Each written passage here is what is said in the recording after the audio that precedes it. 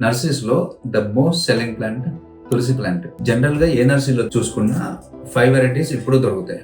దాంట్లో ఫస్ట్‌ది లక్ష్మీ తులసి. ఈ లక్ష్మీ తులసినే రామ్ తులసి అని కూడా పిలుస్తారు. లక్ష్మీ తులసిని గుర్తుపట్టడం చాలా ఈజీ. దీని లీవ్స్ గ్రీన్ కలర్‌లో ఉంటాయి. స్టెమ్ కూడా గ్రీన్ కలర్‌లో ఉంటుంది. తర్వాత సెకండ్ వన్ విష్ణు తులసి. దీన్నే శ్యామ్ తులసి అని పిలుస్తున్నారు. శ్యామ్ తులసి లీవ్స్ పర్పుల్ కలర్‌లో ఉంటాయి. దాని స్టెమ్ కూడా పర్పుల్ కలర్‌లో ఉంటుంది. థర్డ్ వన్ వచ్చి కర్పూర తులసి.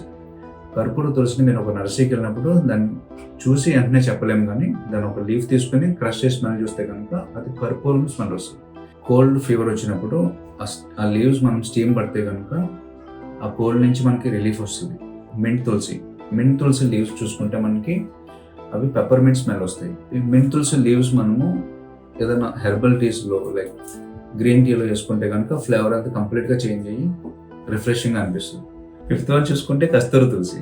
అది నా ఫేవరెట్ ప్లాంట్. ఎందుకంటే మనము హెర్బల్ ప్లాంట్స్లో ఏం తీసుకున్నా లైక్ రోజ్మెరీ కానీ, లెమన్ గ్రాస్ కానీ, లావెండర్ ప్లాంట్ కానీ, ఇది ఏం చూసుకున్నా అవి మనం వెళ్ళి టచ్ చేస్తేనే ఫ్రాగ్రెన్స్ వస్తుంది.